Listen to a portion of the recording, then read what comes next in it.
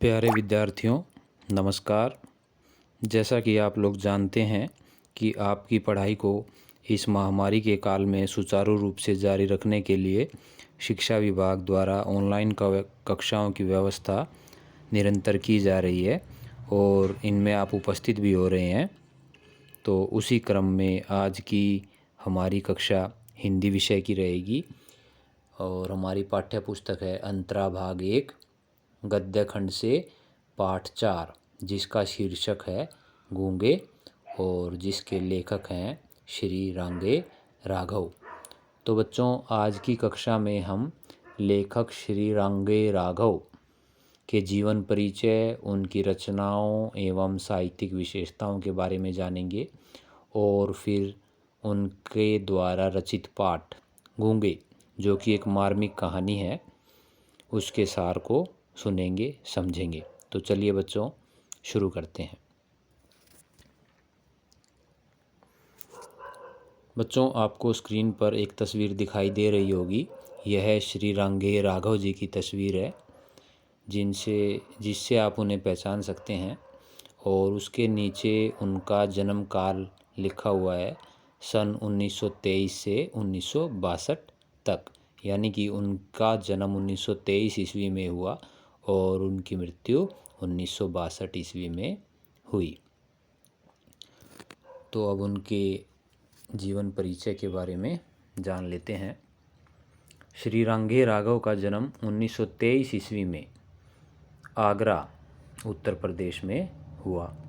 उनका वास्तविक नाम था तिरुमल्ले नंबाकम वीर राघव आचार्य, परंतु उन्होंने रांगे राघव नाम से ही साहित्य की रचना की। उनके पूर्वज दक्षिण आरकाट एक जगह है, वहाँ से जयपुर नरेश के निमंत्रण पर जयपुर आए थे।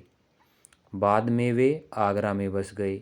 वहीं पर रांगे राघव की शिक्षा दीक्षा हुई और फिर उन्होंने आगरा विश्वविद्यालय से हिंदी में एमए और पीएचडी की उपाधि प्राप्त की।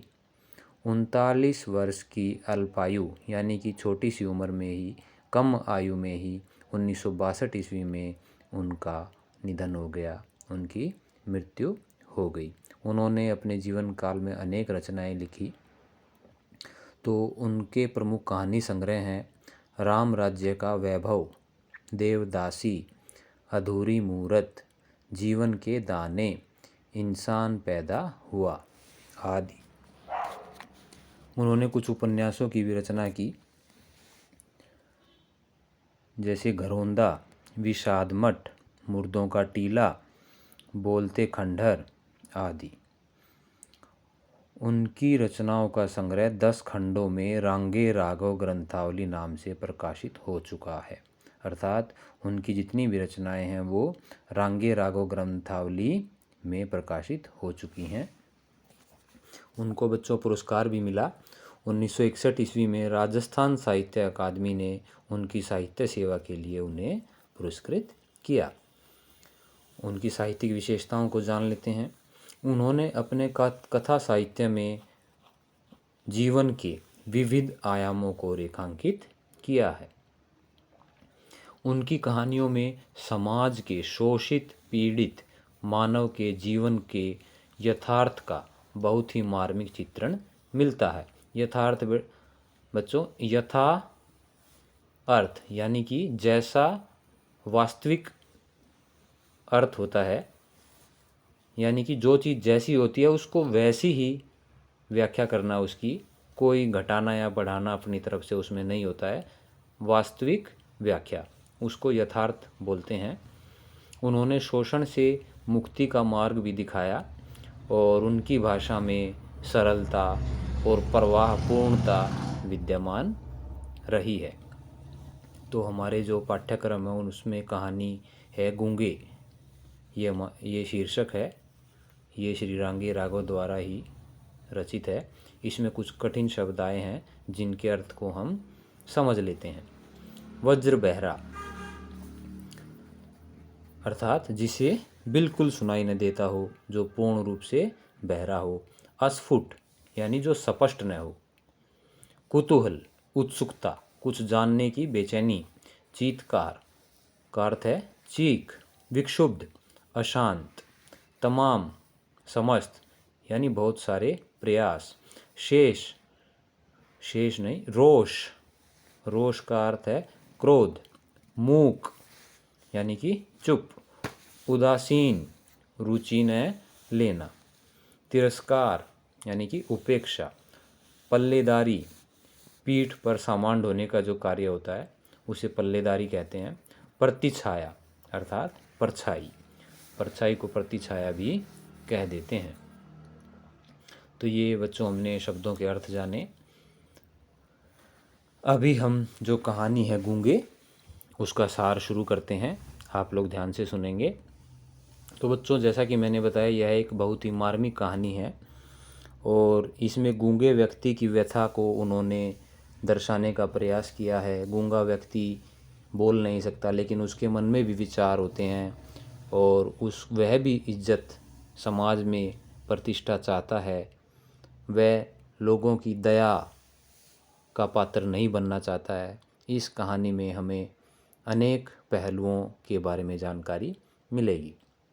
इसमें लेखक ने एक गूंगे किशोर की मानसिक व्यथा का कारुणिक चित्रण किया है।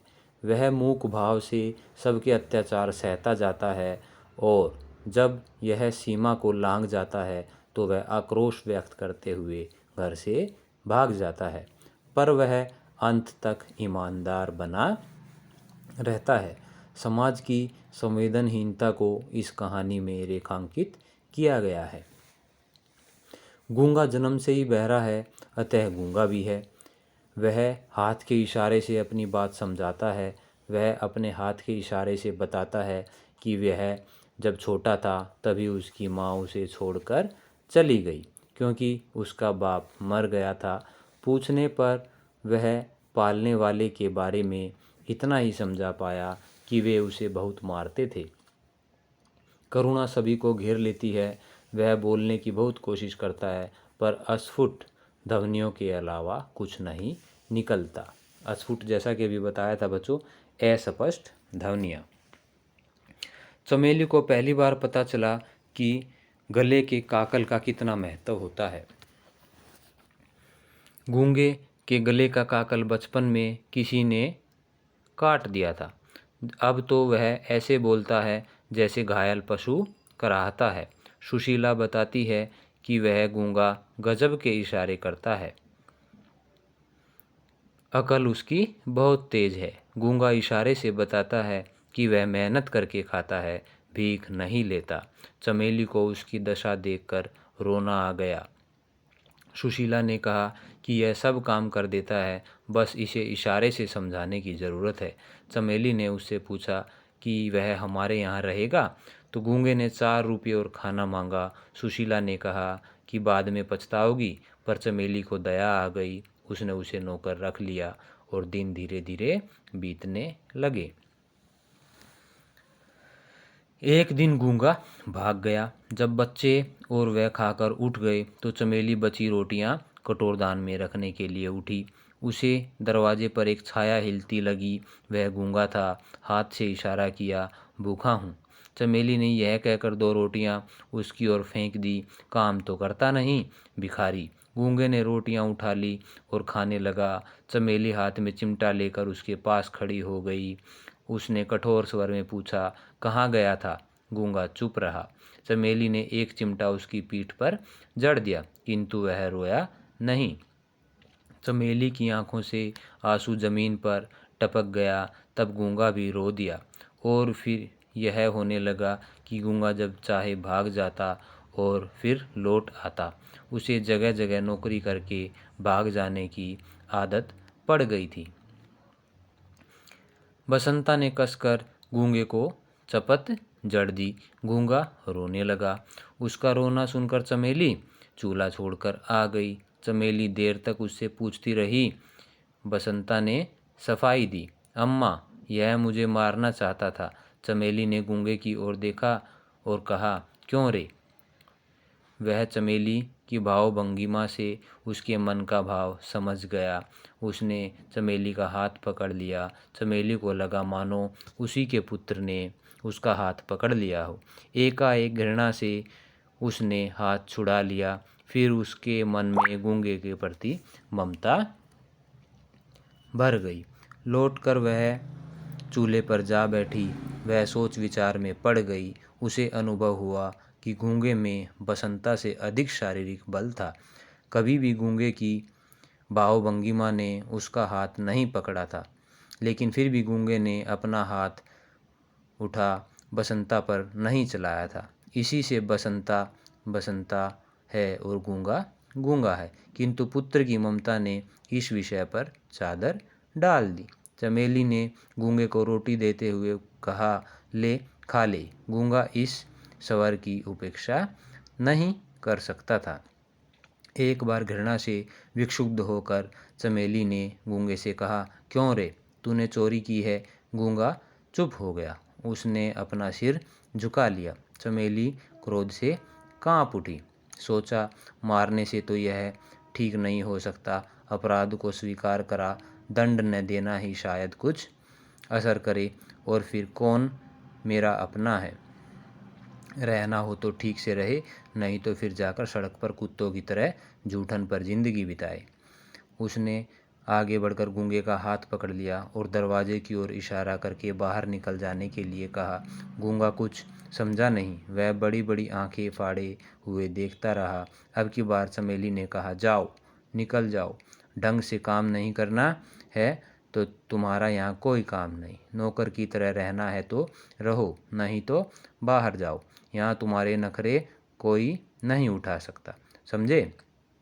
फिर चमेली क्रोध में आ गई और बोली, मक्कार, बदमाश, पहले कहता था भीख नहीं मांगता और सबसे भीख मांगता है। रोज रोज भाग जाता है। पत्ते चाटने की आदत पड़ गई है। कुत्ते की दुम कभी सीधी नहीं होगी। नहीं रखना है हमें, जा तू इसी वक्त निकल जा। चमेली ने हाथ पकड़कर जोर से एक झटका दिया। गूंगे को दरवाजे से बाहर धकेल दिया। गूंगा धीरे धीरे चला गया। करीब 1 घंटे बाद शकुंतला और बसंता यह कहकर चिल्ला उठे, अम्मा अम्मा। चमेली ने देखा कि गूंगा खून से भीगा था। उसका सिर फट गया था। वह सड़क के लड़कों से पिटकर आया था, क्योंकि वह गूंगा होने के कारण उनसे दबना नहीं चाहता था। दरवाजे की दहलीज पर सिर रखकर वह कुत्ते की तरह चिल्ला रहा था। चमेली चुपचाप देखती रही। चमेली सोचती है, आज के दिन ऐसा कौन है जो गूंगा नहीं है। गूंगा भी स्नेह चाहता है, समानता चाहता है। तो बच्चों, इस कहानी में श्री रांगे राघव ने एक गूंगे की व्यथा को दर्शाने का प्रयास किया है।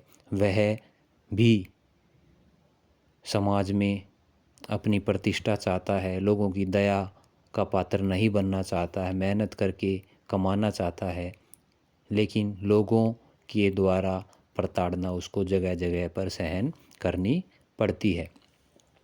तो बच्चों, आज की कक्षा में हमने जाना श्री रांगे राघव का जीवन परिचय, उसकी रचनाएं एवं साहित्यिक विशेषताओं के बारे में जाना। और ये जो पाठ है गूंगे, इसका सार हमने अभी सुना। तो आज की कक्षा का आपका गृह कार्य रहेगा कि आप श्री रांगे राघव के जीवन परिचय को अपनी कॉपी में लिखेंगे और याद करेंगे, और इस पाठ 4 गूंगे को ध्यान से पढ़ेंगे। धन्यवाद।